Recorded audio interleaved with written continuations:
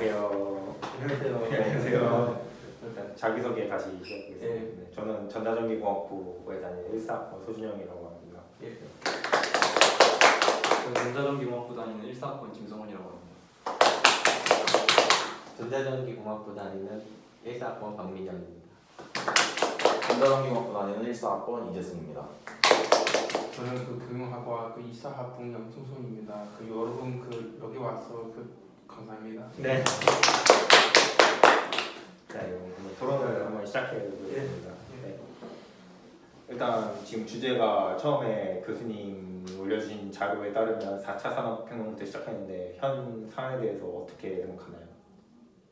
4차 일단 저 4차 산업 영상에 보면 일단 먼저 지금 현재 상황이 4차 산업혁명이 이루어지면서 로봇이나 이런 게 점점 발달하고 이제 로봇이 인간의 노동력을 대체할 수 있기 때문에 이제 인간은 단순히 노동을 하는 게 아니라 로봇과 차별화되는 일을 할 수 있는, 그러니까 창의력이나 이런 업무들이 매우 중요한데 지금 현재 교육 시스템으로는 그런 창의적인 인재를 키워낼 수 있는 교육 시스템이 없기 때문에 이제 현재 교육 시스템을 바꿔서 그런 창의적인 인재를 키워낼 수 있는 시스템이 필요한데 이제 그런 시스템을 만들기 위해서 이제 게임을 통해서 학습을 해야 한다고 영상에 이제 나와 있는데 그러면 이 영상에 대해서 어떻게 생각하는지 아니면 뭐 반론할,거나 동조하는 게 있는지에 대해서 얘기를 해보도록 하겠습니다. 일단 4차 산업혁명이 정확히 뭔지 교수님께서 설명하셨는데 어떻게 생각하시나요? 4차 산업혁명이라는 앞에 서론부에서 나왔지 않습니까?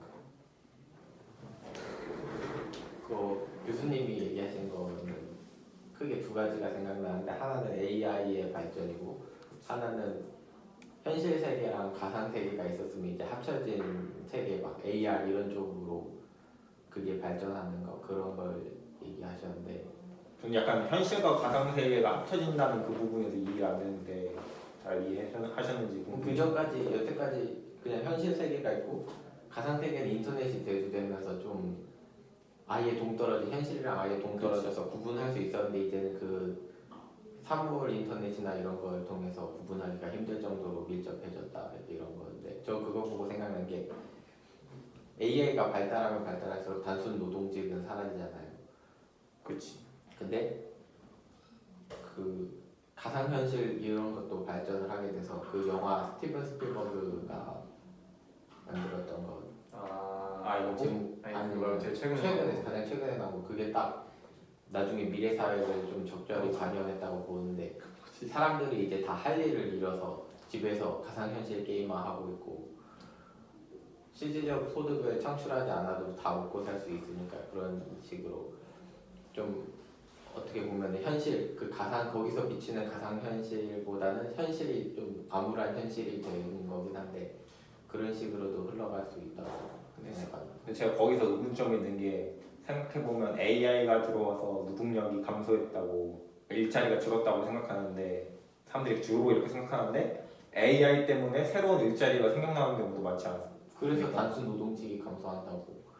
단순 노동직의 측면에서만 약간 안 좋게 보는 게 아닐까라는 이런 생각. 근데 문제는 지금 저 영상에서는 이제 문제는 지금 우리나라 교육 시스템은 단순 노동자를 키워내고 있기 때문에 이제 그러니까 단순히 일자리가 줄어들고 말고가 중요한 게 아니라 로봇은 단순 노동을 하는 목적이 가장 강하기 때문에 이제 그런 로봇이 점점 발전하면 단순 노동직을 얘네가 대체를 하기 때문에 이제 인간은 단순 노동 뭐 로봇이 생겨도 뭐 아까 말한 대로 로봇 때문에 뭐 다른 창의력 있는 일자리가 더 필요할 수 있겠지만 하여튼 단순 노동직은 줄어들기 때문에 현재 그런 단순 노동직을 키워내는 교육은 안 된다 이거라서 약간 이거는 좀 문제를 보세요. 그리고 지금 딱 시대적 상황이 단순 노동직 600명이 일할 수 있는 거를 완전 자동화해서 관리직 10명으로만 커버한다는 공장 내용도 말씀하신 게 있어서 교수님.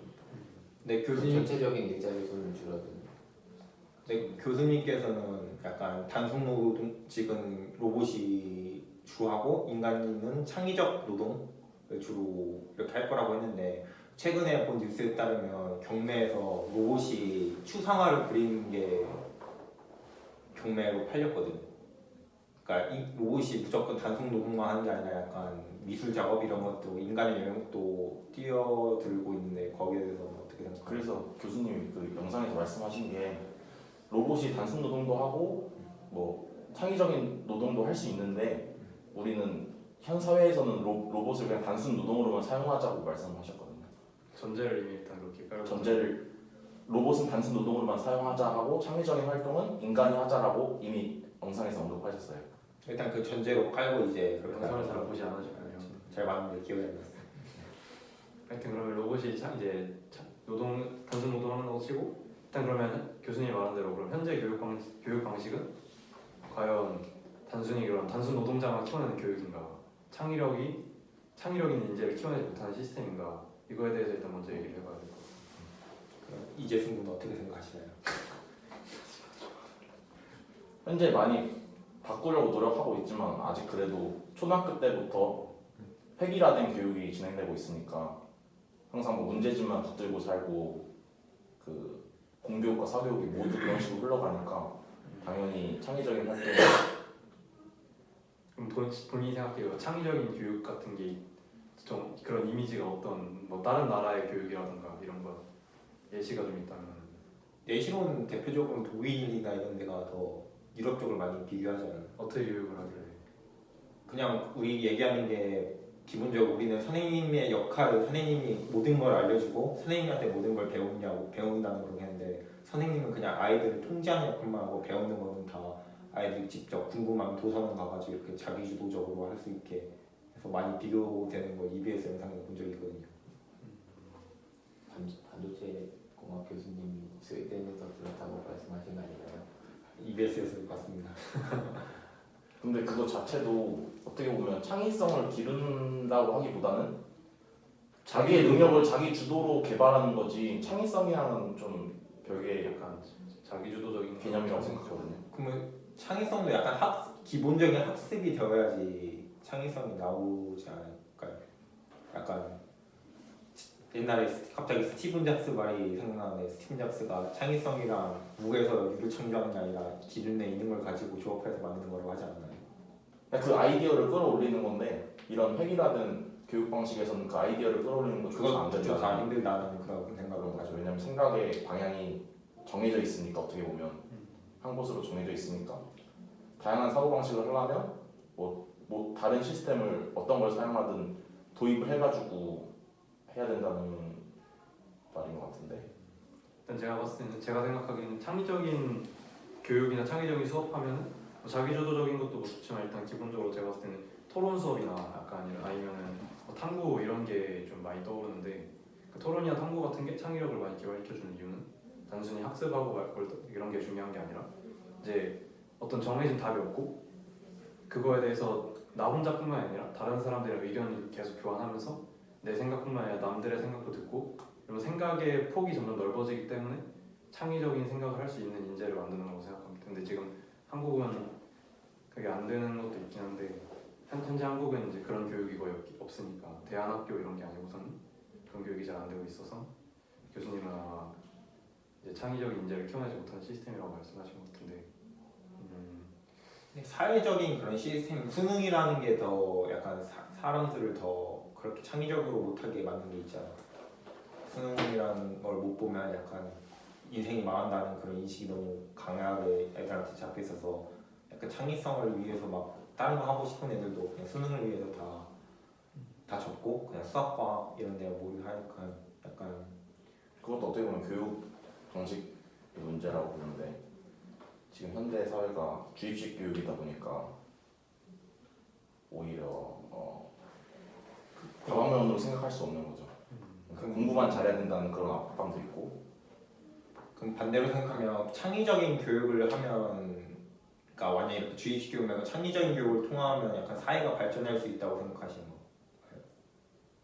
좀 더 나은 사회로?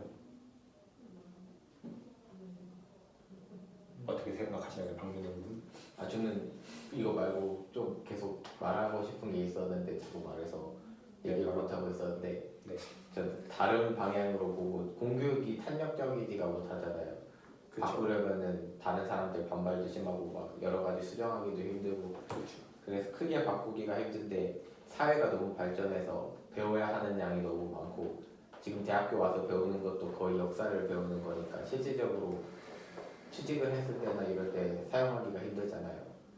그래서 그런 면에서 그거를 공교육에서 커버를 해야 되는 게 아니고 그거는 스스로 이제 접할 수 있는 매체가 많잖아요. 유튜브 같은 것도 통해서 쉽게 내가 알고자 하는 정보를 쉽게 얻을 수 있으니까 그런 좀 변화하는 사회에서 정보를 얻는 거는 스스로 하고 공교육은 그냥 그대로 좀 역사 그냥 사회 발전 방향에 맞게 배우는 게 맞다고 생각해요. 그래서 공교육에서 공교육을 크게 바꾸자기보다는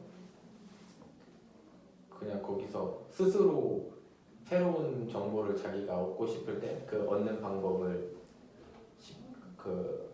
스스로 학습할 수 있도록 도와주는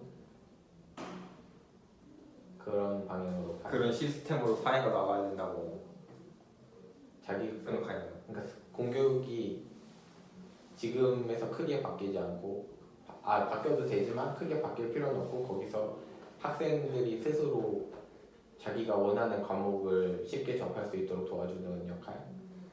근데 그거는 이제 어느 정도 성숙해졌을 때가 가능한 이야기지 초등학교 때부터 이렇게 가능할 수 있는 이야기가 아니잖아요. 지금도 초등학생들 유튜브 엄청 많이 보는데 근데 그게 안 창의적인 좋은 생각을 방향. 위해서가 아니라 안 좋은 방향으로 많이 빠져드니까 그걸 방향을 잡아줄 수 있도록 학교에서는 그런 교육이 공교육에 포함되어야 된다는. 그 정도만 포함되고 지금 공교육을 크게 바꿀 필요는 없다고 생각해요. 그 말은 약간 주의식 교육도 필요하다는 그런 거예요. 근데 이 사회에서 필요한 지식의 양이 너무 방대해서 그런 식으로 자기가 뭐라고 해야 하지? 삶에 필요한 정보가 너무 많은데 원하는 것만 하면은 좀 제대로 된 교육이 아니지 않을까? 그럼 일단 나쁘게 흘러가지 않을까? 다들 지금 현재 한국의 교육은 그런 창의적인 인재를 만들 수 있는 시스템이 갖춰지지 않았다는 거에 다 동의를 하는 건가요 지금? 그렇죠. 네. 동의를 하고. 너무 공동의 목표가 획일화돼 있어요. 그러면 이제 그럼 교수님이 말씀하신 그런 창의적인 인재를 만들기 위한 시스템인 그 게임을 통한 교육에 대해서는 어떻게 생각하는지 한번 그쪽으로 얘기를 해봐야 될 것 같아요. 일단 게임을 통해 교육을 한다는 게 아까 찾아본 것처럼 심시티라던가 마인크래프트 이런 것처럼 게임을 하면서 어떤 목적 달성을 하고 그리고 그 과정에서 내가 뭔가 생각을 하고 뭔가 좀 창조적인 일을 하면서 이제 창의력을 키우는 거를 말씀을 하시는 것 같은데 약간 그 게임이 진짜 하는 그런 컴퓨터 게임이 아니라 약간 놀이의 게임으로 확장시킬 수 있지 않을까요? 그런 것도 다 게임 가주러닝에 포함되는. 단순히 컴퓨터 약간 게임뿐만이 아니라 단순히 앉아가지고 이렇게 창의성 하는 것보다 어떤 액티비티 같은 거 활동 이런 것도 포함되는 걸로 생각할 수 있지 않을까? 그렇죠. 그렇죠. 그럴 수 액티비티 같은 거 다 근데 그 교수님 말씀하신 게 지금 그 창의적 발상을 위해서 키워야 하는 게 창의성만에 대한 5가지를 말씀하셨는데 갈등 조정 능력이랑 열정 이런 거 다 말씀하셨는데 그런 거를 복합적으로 잘 키우려면 어떤 게임을 통해서 하는 게 뭐라고 해야 되지? 게임에 그런 상황을 많이 부여를 해가지고 그 상황을 혼자서 풀어나갈 수 있게끔 생각을 해가지고 그러니까 게임이 그냥 창의성을 키우려고 하는 거라기보다 게임을 통해 모든 상황을 접해서 뭔가 가상 현실 세계를 통해서 어떤 자기의 경험을 발상을 전환하는 거나 그런 거죠. 그럼 너무 근데 거기에 빠져들면 현실 세계의 소통 부재 이런 것도 있지 않을까요? 문제점이. 일단 게임을 통해서 창의성을 발달시키고 가상 현실을 통해서 약간 그런 창의성 부분을 발달시킨다는 점은 좋은데 약간 그거는 단순히 G러닝을 했기 때문에 발생하는 문제가 아니라 그런 어떤 그런 매체 같은 매체 하여튼 뭐 그런 것들에 대해서 이렇게 중독되거나 아니면 어떤 거에 너무 과하게 몰입하는 걸 방지할 수 있는 장치가 안 돼 있기 때문인데 이거는 단순히 딥러닝이 아니라 뭐 게임이나 아니면 뭐 TV나 뭐 만화책 뭐 이런 것도 다 통용되는 얘기라서 이거는 단순히 G러닝만의 문제라고 하기는 좀 어려운 것 같고 G러닝의 문제점으로 생각할 수 있지 않나요? 그런 부재 같은 게 요새 유튜브나 이런 걸 통해서 많이 사람들이 접하고 매체를 접해서 많은 정보를 습득하는데 그에 따른 문제점이 이제 대화 단절을 해가지고 왜 굳이 사람 간의 관계를 맺어야 되는지 모르겠다고 정보가 다 유튜브나 이런 것 쪽에서 오는데 해가지고 이슈화 된 적이 있잖아요. 근데 교수님이 말씀하신 G러닝에는 그 아까 G러닝으로 다섯 가지. 익혀야 되는 다섯 가지 그 목적 중에 이제 협력 뭐였지? 열정이나 해결? 분쟁 해결이나 뭐 이런 것도 다 있는데 그런 거 보면 교수님이 말씀하신 G러닝은 단순히 뭔가 그런 혼자서 막 어떤 거에 심취한다기보다는 여럿이서 협력을 해서 뭔가 이뤄내는 그런 뭐 예를 들어 마인크래프트라든가 뭐 이런 것들을 얘기하시는 것 같은데 근데 그런 류의 게임은 소통 단절은 좀 약간 좀 엇나간 얘기라고 생각합니다. 제 생각에 소통을 오히려 더 하는 걸 권장하는 게 G러닝이기 때문에 오히려 소통 단절은 아닌 것 같다.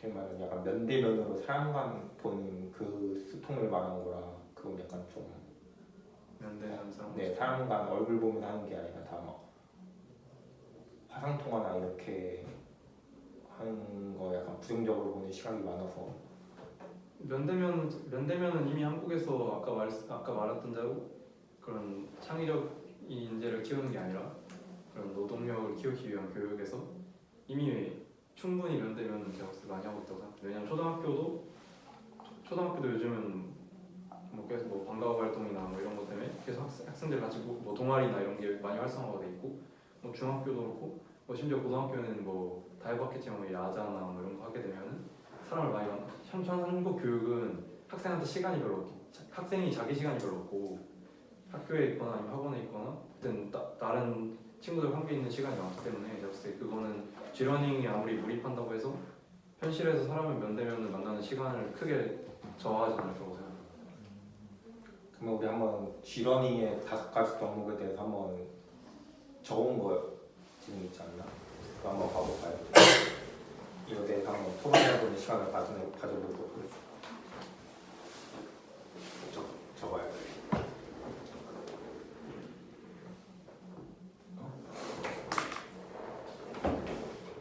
창의성? 갑자기 하는 거야. 창의성. 안 돼? 좀 더 이쪽으로 했어. 바꾼 거 돼요? 네. 상관없어. 창의성. 문제 해결 능력, 문제 해결 능력.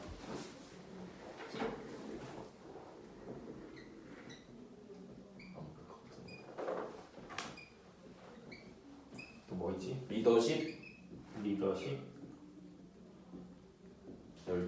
열정, 마지막으로 갈등 조정 능력. 문제는 너무 이게 G러닝을 통해서 얻을 수 얻을 수 있는 있는 그런 5가지인데 일단 창의성에는 저희가 G러닝을 통해서 약간 가상현실을 통해서 창의성을 배운다고 이렇게 저희 지금 아까 얘기했잖아요. 상황이 여러 가지 네, 여러 여러 가지 상황이 상황이 주어지니까 창의적인 아이디어를 낼 수 있는. 일단 저 같은 경우도 일단 처음에 교수님 말했듯이 4차 산업혁명이 일어나면서 지금 현실과 가상의 경계가 많이 무뎌지고 있고 로봇이 발전되고 있는데 이제 G러닝이 되려고 아마 그런 배경이 클 거라고 생각해요. 왜냐하면 아까 말했듯이 G러닝이 이렇게 게임을 통해서 내가 어떤 현실에서 쉽게 마주하기 힘든 그런 상황 같은 걸 조성하고 그것을 통해 경험하고 배울 수 있는 건데 아까 말했듯이 4차 산업혁명을 통해 이제 현실과 가상의 경계가 많이 모호해져서 그만큼 이제 기술 발전에 따라서 그런 가상이 거의 현실만큼 뛰어나졌다는 얘기가 합니다. 그러니까 현재의 그런 기술로 옛날에는 못했지만 지금은 가상현실도 현실과 거의 비슷하게 만들 수 있기 때문에 창의성이 더 낮은 더 거죠. 훨씬 저 창의성 예시로 가장 적당하다고 생각하는 게 폴리브리지라는 게임이 있어요. 폴리브리지. 아, 폴리브리지 다리 만드는 게임인데 자동차.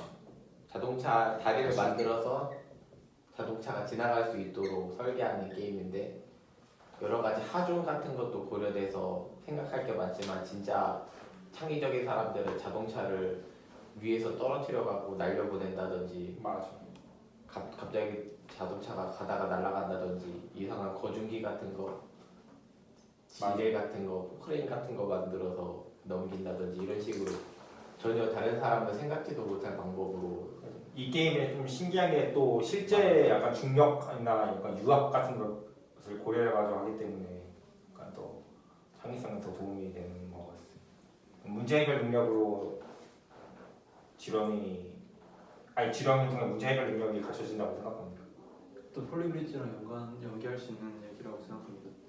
지러닝을 통해서 뭐 심시티라던가 아니면 그런 게임 일단 애초에 어떤 게임을 한다는 것 자체가 게임에서 이제 재미를 느끼는 거는 내가 넘어야 되는 그런 고비나 목표 같은 게 있고 그걸 이제 내가 정복하고 그걸 성공해내면서 희열을 느끼는 되게 그런 구조를 하고 있는데 따라서 게임을 통해 학습을 한다는 것 자체가 그런 내가 넘어야 되는 그런 과제들이고 그걸 넘는 과정에서 희열을 느끼는 거기 때문에 문제 해결 능력이 길러질 수 있다고 생각합니다. 거기서 이제 G러닝이랑 게임의 차이가 발생할 것 같은데 게임은 그런 고비를 넘는 게 엄청난 상상력이나 생각을 요하지 않고 그냥 단순히 그냥 손으로만 그치, 단순히 반응 속도. 그런 반응 속도나 이런 걸 올려서 뭔가 스탯을 쌓아가는 느낌이 큰데 G러닝에서는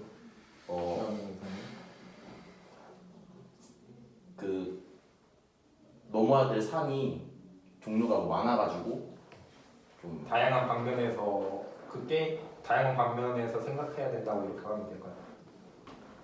다양한 관점에서 게임이 단순히 피지컬 늘리는 게 목적이 아니라 손으로 네. 하는 게 아니라 머리로 할 수 있는 내가 학습하는 게 주가 된다. 네, 지러닝은 학습이 주가 된다. 학습이 주가 되는 게임들. 그러니까 모든 게임이 말하는 게 아니라 내가 학습을 할 수 있는 그런 게임을 말하는 G러닝. 그렇게 환경시킨 거죠. 지러닝에서 게임이. 그죠? 그렇죠. 그걸 G러닝이라고 하는 거죠. 뭔가 배우는 게 있는 게임을 통해서 약간 그냥 단순 노동 이런 것이 아니라 이렇게 생각하면 되는 거겠죠. 그러면 리더십 길러진다는 것은 약간 팀 게임 이렇게 생각하면 돼요. 지러닝. 요즘 나오는 대중적인 게임들은 다 팀 단위로 행동을 해야 돼서 누군가는 명령을 내려야 되는데 그런 걸 더 쉽게 평소에 생활하는 것보다 평소에 생활하는 것보다 쉽게 뭐라고 해야 되지? 그 상황을 접촉하게 되지. 그런 상황을 더 쉽게 접할 수 있게 되면서 리더십 능력을 키우는데도 근데 현재 지금 요새 단기 하는 게임은 막 롤이나 아니면 배틀그라운드 이렇게 뭐 하는 것은 약간 내가 학습이 되는 거 아니라 그냥 단순히 팀 게임만 되지 않나요? 약간 그러니까 근데 지금 얘기하는 게 게임이 아니라 G러닝에 대해서 얘기하고 있는 거니까 그냥 이렇게 리더십만 보자면 된다고 생각하는 거죠. 게임에 대해서 하는 거는 리더십. 그러니까 그렇게 게임을 통해서 리더십을 배울 수 있는 거죠. 일단 내 리더십 관점으로만 보면 약간 지금 현재 나와 있는 대중시장에 있는 게임들이 다 리더십을 쉽게 리더십을 쉽게 기를 수 있는 게임들이 많이 대중화돼 있어서 그거의 장점들은 약간 G러닝을 통해서 투영을 할 수 있긴 할 텐데 근데 그건 리더십이라기보다 팀워크가 더 주가 아니에요.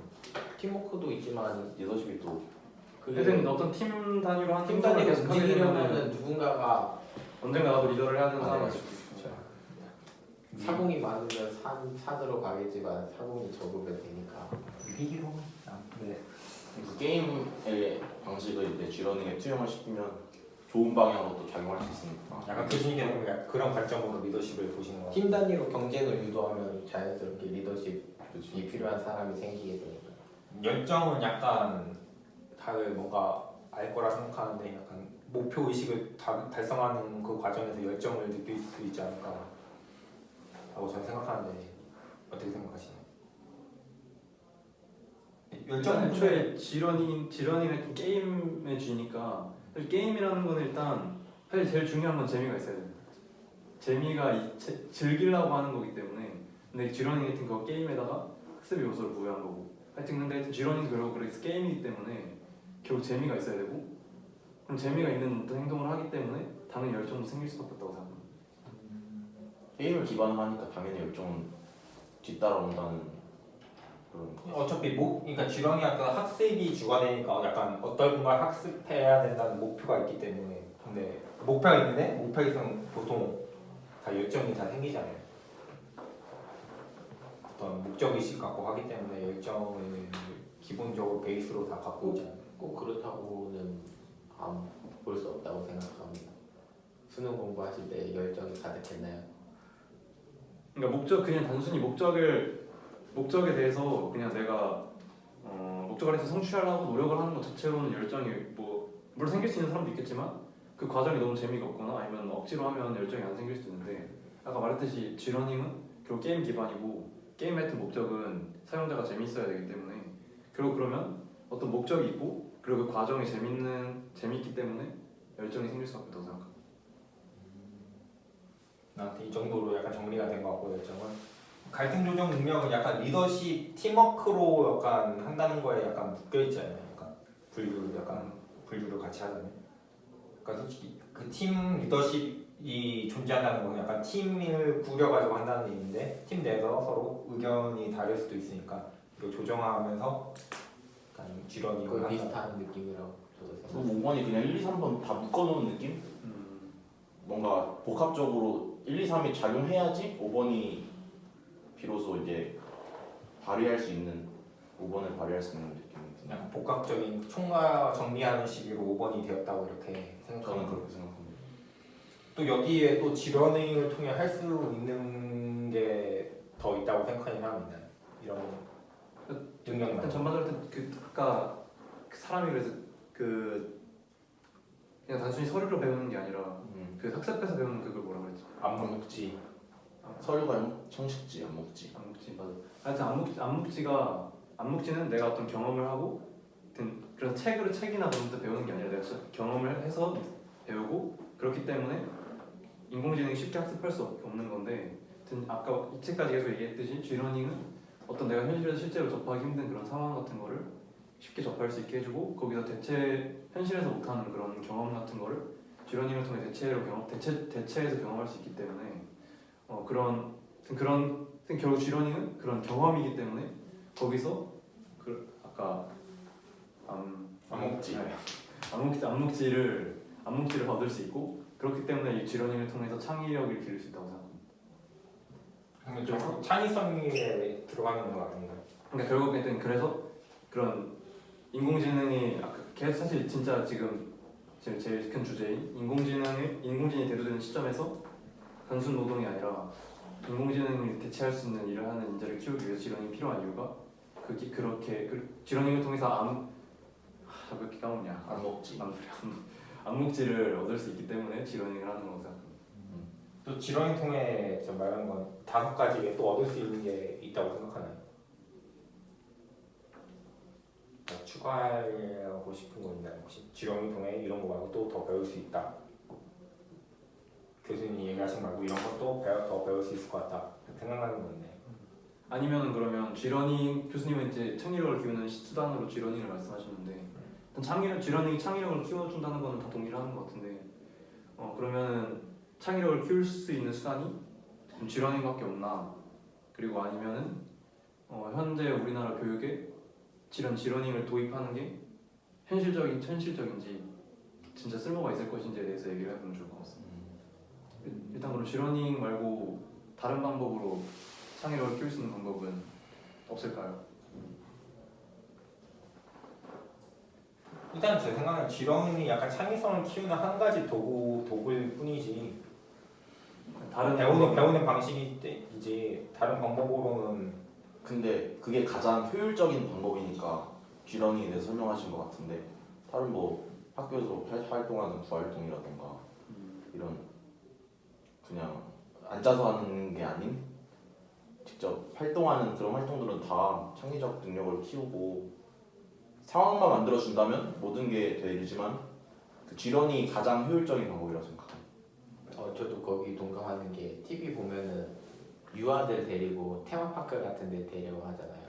슈퍼맨이 돌아왔거나 이런 거 보면 거기 규모도 엄청 크고 그런데 직업 체험도 할 수 있고 그런 곳이 있는데 솔직히 그런 거는 좀 지역적으로도 제한이 있고 수도권 사는 사람은 접근이 편하겠지만 다른 데 살면은 가기도 힘들고 그거 자체도 들어가는데 비용이 많이 들 거 아니에요, 가는데. 그래서 좀 돈이 빡빡하거나 그러면은 가기 힘들잖아요. G러닝은 그런 거에서 좀 모두에게 접근하기 쉬운 방법으로서 창의적 능력이나 이런 걸 키우는데 더 효율적이 맞다고 생각해요.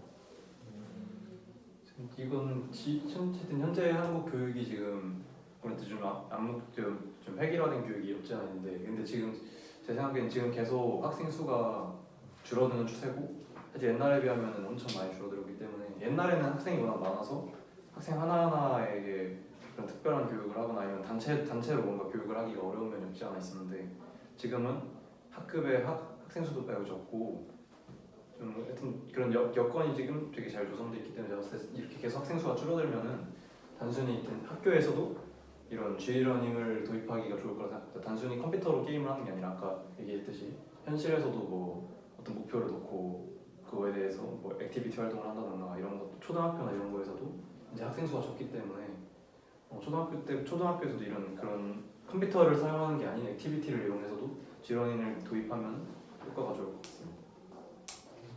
또 지런을 통해 학생들의 꿈을 약간 더 넓힐 수 있지 않을까요? 요새 초등학생이나 애들 다 보면 희망 직업이 다 획일화된 게 사실이잖아요. 뭐 유튜버가 되고 싶다, 뭐 가수가 되고 싶다. 근데 지런을 통해서 실제 접근할 수 없는데 이런 걸 접하면서 해주면 좋겠어요. 또한 만약에 지런을 통해서 학생들이 이렇게 학습한다 하더라도, 그러니까 부모님, 저희 사회분위기가 약간 부모님이 원하는 직업으로 하는 경우가 과거엔 좀 많았잖아요. 그러니까 부모님들도 약간 인식의 변화를 통해서 학생의 의견, 자식의 의견을 좀 존중해주는 그런 식으로 가야지 지렁이의 효과가 더 증폭될 것 같지 않은 생각이 듭니다. 아이들이 이것저것 많이 접해가지고 자신의 의견을 부모님한테 얘기하는 것도 요새는 많이 찾아볼 수 없는 상황이니까 그런 면을 늘리는 것도 되게 좋은 것 같습니다. 그러면 약간 그러면 지렁이 통해서 정부가 해야 될 일은 뭐라 생각하나요? 근데 일단 아까 민영 군이 말씀했던 것처럼 그 공교육을 억지로 줄이면서까지 G러닝을 많이 도입하는 거는 좀 방식이 어긋난 것 같고, 약간 기본적인 베이스는 다 교육은 다 하면서 짜투리 시간을 활용해서 하는 게 조금 더 맞지 않을까 싶습니다. 저는 방향성 혹은 교육을 받기 위한 툴을 제공만 하면 된다고 하고 나머지는 다 개인의 몫이라고 생각합니다. 툴을 제공한다는 게 정확히 어떤 식으로? 내가 원하는 교육을 받고 싶으면 요즘 인터넷으로 접하기 쉬운데 EBS 같은 데서도 쉽게 뭘 배울 수 있잖아요. 근데 EBS에 내가 공부하고 싶은 게 없으면은, 그러니까 유튜브를 이용하더라도 그 유튜브를 좀 잘 이용할 수 있도록 가르쳐주는 가이드라인 이런 거를 학교 쪽에서 가르쳐주면은 스스로 학습하는 데 더 도움이 되지 않나 하고 생각해봅니다. 보면 약간 생각이 학습하는 건 전적으로 개인이 담당하는. 너무 많아서 그거를 커버해줄 수는 없죠. 이제 너무 지식의 양이 광대하고 내가 배워야 하는 것도 많고 그거를 다 공교육이나 또는 사교육으로 할 수도 있겠지만 그것도 이제 범위가 너무 많으니까 다 그런 식으로는 하기 힘들고, 요즘 크리에이터나 막 그런 식으로 하면서 자기 자신이 막 남들에게 가르쳐주고 싶은 거 올리는 사람들 많잖아요. 그런 식으로 접근하는 게 그런 사람을 바르게 접근할 수 있도록 가르치는 게 그냥 적절하다고 봅니다. 그리고 하여튼 그 학생이 뭔가 아까 말했듯이 장래희망이나 그런 자기의 인생의 어떤 그런 큰 뭔가 가이드라인 그런 걸 잡히는 시점이 사실 초등학교랑 중학교 초반인데 이제 사실 그때는 약간 좀 학업에 대한 중압감 이런 게 좀 적은 시기고 그때 교육은 이제 단순히 수능이나 이런 교육이 아니라 그러니까 선생님이 이제 좀 자유롭게 교육할 수 있는 시간이기 때문에 초등학교 때 G러닝을 좀 크게 많이 도입을 하면은 어렸을 때 그런 많은 경험을 쌓고 이런 걸 통해서 이제 중학교, 고등학교에는 좀 비교적 그런 G러닝을 할 시간이 없다고 하더라도 초등학교 때 G러닝을 많이 하면은 그 아이들이 이제 사고방식이 좀 많이 깨있기 때문에 창의적인 인재를 만드는데 더 크게 효율적으로 도움이 될 것 같습니다. 약간 굳이 중보다 계속 내내 G러닝을 하지 않더라도 초등학교 때 많이 하는 걸로 또 효율이 엄청 크지 않을까. 그리고 일단 정부가 할 일은 지금 G러닝이 솔직히 도입이 거의 안 된 것만 하잖아요. 솔직히 말해서 그 영상에서는 뭐 몇 년도에 과거에 초등학교 때 도입해서 애들의 반응이 인기가 좋았다 이런 식으로 나왔는데 실질적으로 도입되지 않았으니까. 근데 그 아는 이유가 G러닝이 발달하지 못해서니까 정부는 그런 쪽으로 G러닝 쪽으로 지원을 많이 해야지. 근데 약간 제가 드는 생각 많이 정부가 이렇게 창의적인 G러닝 창의적인 학생을 많이 배출하는 건 좋은 방향으로 가는 거잖아요. 근데 만약에 그게 국가의 이익과는 반대로 되면 어떻게 해야 된다고 생각해요? 약간 예시를 들어. 국가의 이익에 반대로. 약간 생산적인 그런 게 아니라 약간 다 미술 쪽 요소 가가지고 약간 그게 왜 국가의 이득이 안 되는 방향이죠? 국가 전체적으로 약간 예를 들어 저희가 지금 반도체 호황, 그러니까 반도체 쪽으로 산업으로 이렇게 호응할 때 사람을 많이 거기 쪽에 많은 인력이 있으면 약간 수출이나 이런 거 좋은데 만약에 그냥 미술 쪽 이런 데 다 퍼져 있으면 그럼 미술 쪽으로도 수익이 늘겠죠. 근데 그쪽으로 만약에 발달하지 않았으니까 수익이 안 발달이 되는 되겠죠. 사람들이 몰리면. 그렇게 생각하는 근데 장기적으로 보면 이익이 날 거라고 보는데 일단 슬슬 네, 일단 잠시 화장실 가는 시간을 가지고 네. 그런 말. 잠깐 그러면 잠시하고 잠깐 형제. 마지막에 이상한 소리를 하는 곳입니다. 네 안녕하세요. 네. 화장실 잘 갔다 오셨죠? 네, 저희 아까 G러닝의 장점 및 약간 정부나 개인이나 약간 부모님이 해야 될 역할에 대해서 말했는데 자 이번에는 한번 G러닝의 문제점에 대해 한번 생각해 볼게요. G러닝의 실현 가능성. 실질적으로 상용화가 되기 힘든 G러닝의 문제점. 문제점이라기보다는 그 상용화 문제점? 이유? 그것도 문제점이 다 있죠. 그죠? 그런가? 문제점. 첫 번째 뭐가 있다고 생각하나요? 현재 상용화가 힘들다고 생각하는 이유. 첫 번째 뭐가 있다고? 상용화가 힘들다고 생각하는 G러닝의 문제점이 뭐라고 생각해요? 첫 번째가 상용화가 안 된다는. 상용화라고 하는 표현이 좀 이상하긴 하지. 산업적으로 이용한다는 뜻이니까. 그럼 뭐로 생각하시나요? 보급이 힘든 이유? 첫 번째, 그러면 국민들한테 보급이 힘들다. G러닝이 현 상태에서는 현 상태에서 힘들다. 그 기반을 확실히 갖추기까지가 너무 힘들다. 도달하기까지가. 그러면 큰 주제로 현 상태에서 보급이 힘들다. 보급이라는 건 좀 이상하긴 한데.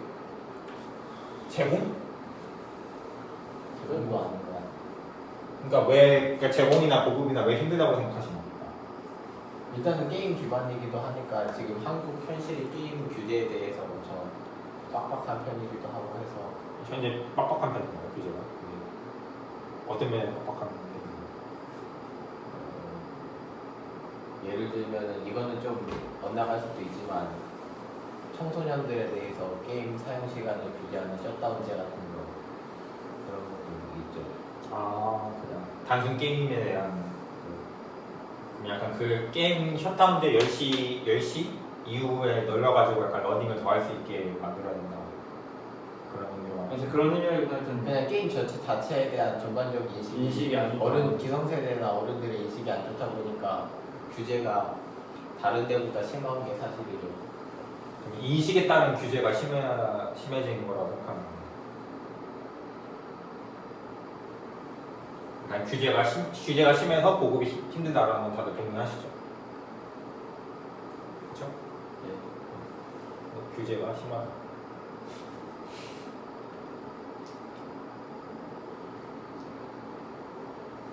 그리고 G러닝은 아무래도 학생들이 그래도 어린 학생들이 배우는 학습하는 거니까 뭔가 G러닝 자체에서도 그 G러닝의 룰 같은 게 필요할 것 같은데 그런 룰을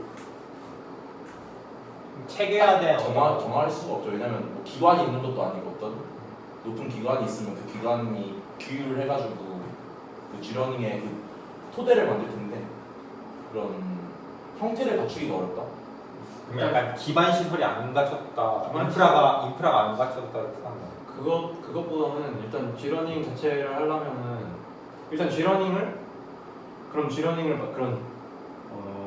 하는 그런 게임 같은 거를 G러닝을 하는 게임 같은 거를 그럼 누가 만들어야 되나? 정부가 만들어야 되나 아니면은 일반 사업체가 만들어야 되나?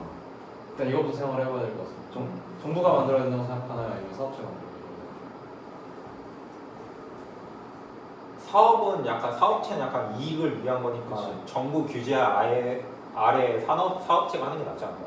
그러니까 사업체가 하는데 약간 정부가 기관 같은 걸 만들어서 그 기관의 규제 하에 검증받고 할 수 있도록 정부가 모든 걸 다 만들 수는 없으니까 그걸 사업체한테 넘기고 약간 외주 맡기는 거랑 약간 이런 느낌으로.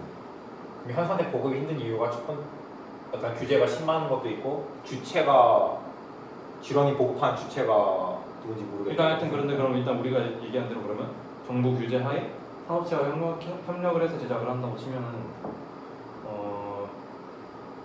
일단 하여튼 그런 어떤 목적을 가지고 G러닝을 만들겠다는 거잖아요. 지금 내가 뭔가 어떤 것들을 가르치고 싶어서 단순히 그냥 돈을 벌겠다가 아니라 돈을 버는 것도 돈을 버는 거지만 어떤 목적을 가지고 그걸 교육하려고 만드는 건데 이제 그렇다 보면은 이제 일단 학습용 게임을 만드는 게 일단 되게 어렵습니다. 일단 어떤 단순히 심시티나 그런 것들은 좀 덜 할 수도 있지만 게임의 기준이 어려운 거라. 게임의 기준이 어렵다기보다는 어떤 그런 한국에서 학습용 게임을 여지까지 만들어 온 그런 기업이 없어요. 꽤 있긴 있는데 있긴 있지만 그게 다 뭐 망했죠. 전문적인 것도 아니고 예전에 애초에 아무것도 없는 상태에서 새로 시작해야 되는데 그런 기초적인 좀 노하우 이런 게 없는 상태에서 만들어야 되니까 그게 만들어도 학습용 게임이 아닐 수도 있고 일단 기능이 적을 수도 지금 있고. 학습용 게임이라고 학습용 게임으로 예시를 든 심시티나 마인크래프트 이런 것들은 일단 애초에 막 사람들한테 막 건물 짓는 법을 가르치겠다 이렇게 해서 만들어진 게 아닙니다. 일단 그거는 어떤 재미있는 경험을 하게 해주려고 게임을 만들었는데 그 경험 과정에서 학습이 되는 거지. 애초에 어떤 학습을 목적으로 게임을 제작하는 것 자체가 어렵다고 했습니다. 그렇게 하면 이제 아까 말한 대로 일단 G러닝이 잘 되려면 열정이나 이런 걸 다 부여를 하고 일단 이 게임으로 동작을 하려면 재미가 있어야 되는데 학습이 메인이 되는 순간에 재미를 놓치기가 쉬워서 일단 G러닝을 제대로 할 수 있는 게임을 만드는 게 일단 어렵고 그냥 아무렇게나 게임을 만들었는데 이거 G러닝은 좋다 이렇게는 될 수도 있어도 내가 어떤 특정한 걸 가르치기 위해서 이런 게임을 만들어야지 하는 게 일단 어렵습니다. 제가 봤을 때. 약간 재미랑 학습을 같이 접목시키는 게 약간 어렵다는. 어떤 특정한 학습을 목적으로 하는 학습을 방향성으로 잡고 게임을 만드는 것 자체가 어려워. 단순히 그냥 게임을 만드는 거. 또 뭐가 있다고 생각하지? 그리고 하여튼 그 어려운 거에서 연계를 해서 돈이나 시간이나 뭐 사람도 어렵고 일단 그리고 당연히 학습용 게임이면은 뭐 유료로 보급하진 않을 거 아니에요. G러닝을 학습에 도입을 한다는 거. 유로로 보급할 수도 있죠. 그냥 재밌게 만나 쉽게 할 수 있다 해가지고 저희가 지금 뭐 코딩 그런 관련 약간 블럭 놀이 이런 것처럼 그렇게 쉽게 접목할 수도 있고. 근데 사람들이 약간 학습용 게임을 만들지 않은 이유가 이익이 많이 안 창출돼서 그런 것도 있지 않을까. 사람들이 많이 안 사니까. 만약에 돈을 받고 네, 한다고 하면은 돈을 만약에 많이 받고 한다면 자 학습용 게임에 막 매진해가지고 연구해가지고 할 텐데 시장에 내놓아도 사람들이 아직 이식도 안 좋고 하니까 수주가 안 나니까 이익이 안 나니까 사람들이 안 맞는 경우도 있는 것 같더라고요. 그거는 좀 소비자층을 다르게 보면 해결될 거라고 생각해요. 개인 사용자에 대해서 팔면은 가격 책정하는 게 큰 문제 고민거리가 되겠지만 기업이나 교육기관 대상으로 하면은 계약을 한번 따냈을 때 돈을 많이 벌 수 있기 때문에 그거는 수익 창출해서 지속적으로도 돈을 벌 수 있고. 그건 약간 정부가 더 노력해야 되는 부분. 근데 그 정부가 사실상 협력하는 걸 지금 전제를 깔고 있기 때문에 그 정도는 정부에서 지원을 해줄 수도 있다고 생각해요. 저는 그것보다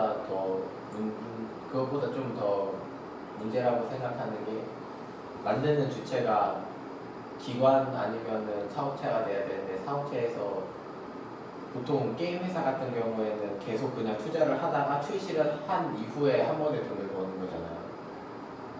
근데 이런 식으로 정부에서 지원을 해줘서 돈을 받게 되면은 먼저 수익이 생기고 나서 제품을 출시하는 거기 때문에 그 완성도에서 떨어질 수 있다고 생각해요. 이 성공 여부가 필요한 게 아니잖아요. 그런 식으로 먼저 돈을 받게 되면. 그래서 좀 그 완성도도 검증을 거친 다음에 하는 거니까 오히려가 아니라 그냥 검증을 하면 검증이 검증이라는 단계가 시장의 반응을 봐야 되는데 단순히 기업체가 검증을 한다고 그거는 기업이 검증해가지고 김치거리로 아니 하는 근데 그냥 여태까지 다른 사업들이랑 게임은 다른 게 게임 시장은 그래서 클로즈 베타 테스트도 하고 오픈 베타 테스트도 하는 것처럼 계속 지속적으로 소비자층이 피드백하는 과정이 필요한데 검증을 그렇게 하면은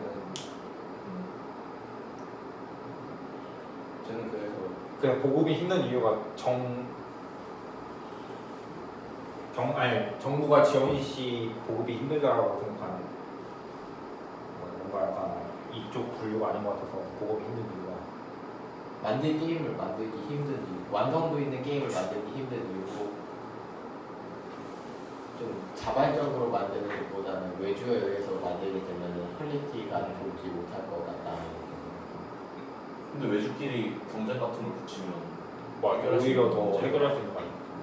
정부가 어떤 외주 1, 2, 3, 4한테 약간 어떤 미션 같은 거 이렇게 줘가지고 더 반응 좋은 쪽이랑 더 계약한다 이렇게 하면 해결될 문제라고 생각해서 너무 비현실적이라서 경쟁을 붙인다고 하면은 누가 하려고 할까요? 경쟁을 붙이면 그거 일단 게임 자체가 돈이 먼저 들어가고 돈은 나중에 받는 건데 이미 다 만들어 놓고 경쟁에서 떨어지면은 그대로 다 손해인데 누가 그걸 이제 다 비용을 다 다시 달라고 하면 되잖아요. 그러면 또 돈이 엄청 그러면 또 결국 퀄리티 좋아질 수 있는 거죠. 아까 말한 대로 뭐 대충 뭐 경쟁을 내실 경쟁을 시켰는데 내가 못 만들고 탈락을 해도 돈은 줘. 그러면은 4명 중에 누가 열심히 만든다고. 근데 반대로 만약에 돈을 안 준다고 치면은 누가 도전해? 누가 이걸 도전을 하라고. 거기에 대한 이익이 만약에 정부가 많은 어떤 기회를 준다? 그럼 다 뛰어들겠죠. 약간 자기랑 몇 년 계약을 하겠다라는 이런 전제 조건을 하면 이익이 많이 생길 거라는 기업들이 찾아오잖아요. 무조건 약간 리스크가 아까 예전에 말한 리스크 테이커처럼 그렇게 생각해가지고 아니 근데 기본금을 일단 주고 그 수익성에 대한 거를 인센티브를 주겠다. 인센티브를 각자 할당을 하면 오히려 다들 열심히 하려고 하는 무조건 게임 만드는 제작비를 모두 다 정부가 지원해 주는 게 아니라 약간 기본금만 주고 수익성을 거기서 보장하는 거죠. 네, 투자는 그 각 기업에서 하면 약간 그런 문제는 다 해결될 것 같아서 약간 이들은 이 보급이 힘들어하는 이유가 안 될 것 같다는 생각. 근데 아직 솔직히 도입도 된 시스템도 아니니까 저희가 확실히 할 수는 없지만 그럴 가능성도 있다 이거니까. 이건 뭐라고 정리해야 되지? 있는 거를 발전시키는 건 그래도 괜찮지만 없는 거를 있게 만드는 것 자체가 힘드니까. 무에서 유를 만들기 힘들다. 그래서 저는 일단 외주는 주면 힘들다는 입장입니다. 그냥 입장을 표명하는 거니까 상관없어. 외주로 어떻게 정리하는 게 좋을? 아니 그럼 이미 너무 실제로 주도하에 진행을 하되 제작에 있어서 제작도 좀 민간 사업체에게 맡기면 안 된다. 그럼 제작이 있어서 아니 이미 근데 실제로 이거는 이번으로 써야 될 것 같은데. 아 이게 완전 분류가 달려가지고 네. 하여튼 이게 근데 실제로 정부가 옛날에도 전 학생용 게임을 만들려고 시도를 한 적이 꽤 많은데 은근히 많아. 사람들이 잘 모르지만 다 실패한. 근데 다 실패하고 욕 엄청 먹고 비웃음거리가 되고 일단 애초에 그냥 잘 만든 게임 자체가 일단 어려운데 왜냐하면 사실 이 세상에 게임이 얼마나 많은데 거기서 성공하는 게임은 매우 드문데 예를 들어 넥슨 같은 경우도 서브먼텍스 그렇게 비싼 조에다가 나가고 사실 그냥 게임을 만들기도 어려운데 그렇게 정부 주도의 외주로 점점 게임 게임을 시장도 만들면 1등만 살아남는 그런 것이 돼야 퀄리티가 저하되는 AAA급 게임 아니면은 매출 내기도 힘들고. 또 지렁이의 문제점이 뭐가 있다? 약간 게임문에서 생기는 약간 건강 문제 이런 것도 있지 않을까? 약간 활동적이지 않고 앉아가지고 컴퓨터로만 배운다. 앉아서 공부하는 거랑 뭐 차이고. 컴퓨터로 보는 건 약간 눈 나빠지고 이런 거 있잖아. 전자파. 책 보는 것도 나빠져. 전자파보다 덜 나빠지지 않아? 전자파는 근데 또 기술 발전해서 또 줄이면 줄일 수 있는 거고 그러니까 지금 현 상태에서는 그게 약간 컴퓨터를 많이 하면 솔직히 책 보는 것보다 더 근데 이게 쥐러닝을 무슨 뭐 하루에 뭐 7, 8시간 하는 것도 아니고 그냥 창의적인 그 때만 그냥 활동을 할 때만 쓰는 거니까. 그리고 이미 지금 젊은 학생들이나 아니면은 뭐 어린 아이들 핸드폰 사용 시간이나 이런 거 보면은 상당히 많이 나오는데 그걸 생각하면은 쥐러닝을 한다고 해서 특별히 막 눈이 나빠지거나 그러진 않을 것 같아요. 이미 핸드폰을 많이 사용하고 있는 상황인데 이미 전자파에 많이 노출이 돼 있는 상황인데 쥐러닝을 한다고 해서 크게 그렇게 달라지지 않을 것 같아요. 또 문제점이 또 뭐가 있다? 지루한 할 했을지. 제가 생각할 때 쥐러닝도 어떻게 보면 인간이 만드는 게임이니까 그 게임에는 의도가 있지 않습니까? 그래서 창의적인 게임인데 의도를 가지고 만든 창의적인 게임이라는 것 자체가 좀 아이러니. 어폐가 있지 않나. 그래서 보통 나오는 게 창의성을 요구하는 게임들은 샌드박스형의 게임인데 자유도가 높은 자유도를 높임으로써 사람들의 창의성을 발휘할 수 있도록 하는 건데 그러면 다 샌드박스로 장르가 국한되다 보니까 그런 새로운 장르를 만들기가 힘들다는 거. 새로운 장르가 부족하다. 일단 무엇보다 지금 창의성을 키우기에는 그리고 샌드박스 같은 그런 형태 자유도가 높은 거는 구현하기가 상당히 힘들죠. 인력도 많이 들어가고 비용도 많이 들어가고 툴이 부족하다고 하면 되지 않을까? 그냥 쥐러닝을 비용. 만들기 위해서 비용이 더 높은 효과를 내기 위해 들어가는 비용이 너무 크다. 더 좋은. 그 전에 그거 못했잖아. 너무 획일화된 방식이다. 쥐러닝을 만들기 위해서는 획일화되는 방식이다. 다양하게 만들 수 없다. 그 시스템을. 시스템의 가짓수가 적다. 지금 샌드박스 툴로만 네가 만들어야 된다고 했잖아.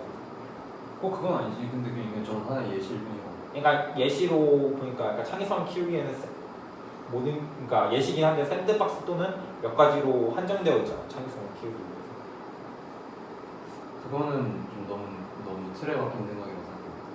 일단 지금 가장 문제가 되는 거는 일단 쥐러닝 게임은 아까 말한 학습이 목적인데 사실 게임 회사에 학습에 대해서 공부를 하고 온 사람이 별로 없습니다. 게임을 만드는 그런 능력에 사실 교육이나 이런 걸 그런 걸 전공하고 온 사람이 거의 없습니다. 그렇기 때문에 사실 쥐러닝을 하는 게임을 만들려면 이런 학습이나 교육에 대한 이해도가 높은 사람들이 많이 필요한데 일반 게임 회사에는 그런 사람들이 없기 때문에 만들기 어려운 것도 있고 그래서 일단 실제로 밸브 같은 경우는 애초에 얘네들은 게임에 대한 안 좋은 인식을 바꾸려고 이런 G러닝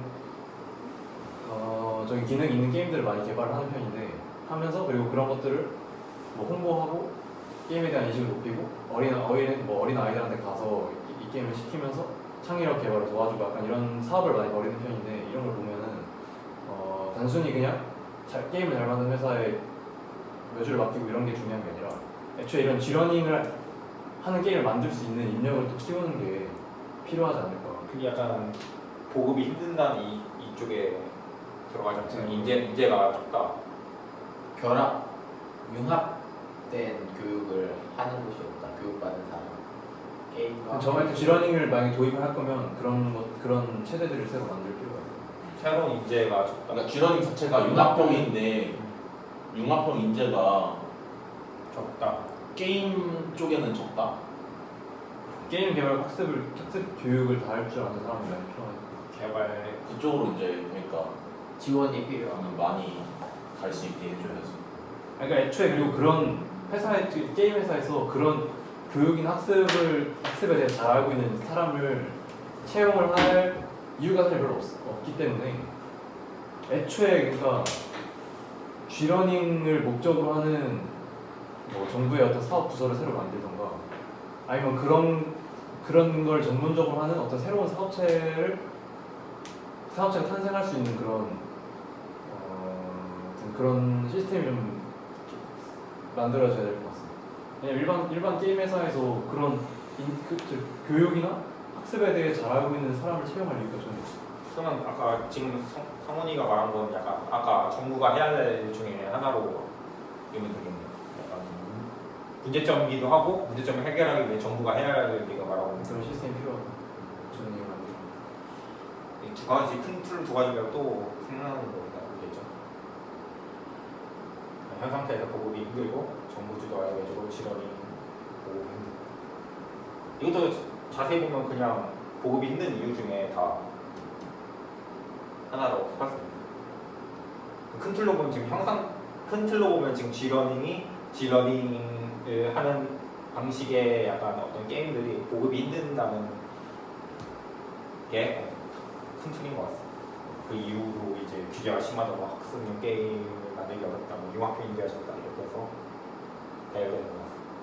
큰 틀은 저는 이거라 현 상태에서 보기 힘든 게 가장 큰 문제라고 생각합니다.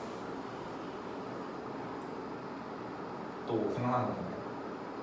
시간이 슬슬 그래도 다행인 건 G러닝 문제점이 그 아까 말한 5가지에 대한 안 좋은 5가지에 대한 문제가 아니라 보급 자체에 대한 문제니까 이게 만약에 보급만 활용이 된다면 우리나라 교육에 엄청난 큰 영향을 미칠 수 있지 않을까 싶습니다. 그래도 보급만의 문제니까 보급 문제를 해결하면 그래도 엄청난 발전이 있을 거다. 보급 문제만 해결되면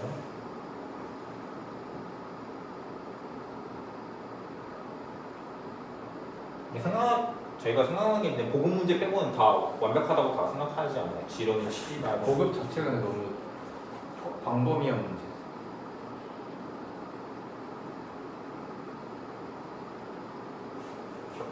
확신이다. 저 G러닝 하니까 생각나는 게 그 스크래치 알아? 고양이를 교정하는 식으로 해서 코딩을 블럭 형식으로 배우는 프로그램인데 그거를 고등학교 때 정보 시간에 배웠었는데 솔직히 저희 말고는 그런 걸 배우는 게 별로 없다고 생각합니다. 나도 해봤는데 너도 했어 고등학교? 블럭 이렇게 넣어가지고 근데 그게 진짜 G러닝의 대표적인 경우라고 생각하는데 G러닝의 문제점. 한국에서 정확하게 계십니다. 네, 아무튼 G러닝의 예시로 스크래치나 마인크래프트도 약간 예시잖아 어차피 생각하면. 근데 아예 그 마이크로소프트 게임으로 나온 목적 건데 자체가 그게 아니에요. 게임이 아닌데 사람들이 스크래치는 애초에 목적 자체가 코딩 공부를 쉽게 할 수 있도록 만든 거라서 근데 그것도 보급이 잘 해결이 안 돼서 사람들이 접하기 힘든 거지 그런 걸 알 수 있도록 사람들한테 잘 나도 스크래치를 대학교 와서 알아가지고 약간 G러닝은 근데 G러닝 관련 프로그램이나 툴을 만들면 사람들한테 홍보하는 역할도 약간 필요한 거. 스크래치도 나 대학교 와서 안 해보니까 슬슬 좋은 소리인 거. 그거 초등학생 정도 때 알면 진짜 좋지. 그래서 결론을 내면 지원이는 보급 문제만 해결되면 약간 교육의 혁신도 오고 우리나라가 창의성 알리는 것도 잘. 그러니까 그 보급 문제를 해결하려면은 일단 현재 한국 기성세대에 일단 만연해져 있는 그런 게임에 대한 부정적인 인식을 일단 먼저 바꿔야 되고, 그리고 아까 말한 대로 딜러닝 게임을 만들 수 있는 융합형 인재나 그런 걸 전문적으로 만들 수 있는 그런 사업체 같은 새로운 체제가 필요하고, 민영이가 말한 대로 또 홍보나 이런 하여튼 그런 것도 다 마련이 돼야 된다. 이렇게 지원을 통해서 저희가 배움으로써 약간 4차 산업혁명 시대를 대비할 수 있다. 그렇게 생각하면 될 것 같습니다. 듀러닝이 그러니까 능력을 발휘하기에 개인적인 능력을 발휘하기에는 엄청 좋은데 근데 이런 넘어야 될 넘어야 될 문제들이 사실만. 있다. 네, 기본적인 이것만 넣으면 AI AI를 대비하는데 되게 좋은 네, AI가 공존하면 살 수도 있고 4차 산업혁명에도 대비할 수 있으니까. 미래를 대비할 수 있는 교육 방식이 된다 지금. 그래서 저희 나라가 이렇게 바뀌었으면 좋겠습니다. 우리나라? 네, 맞습니다. 감사합니다. 감사합니다.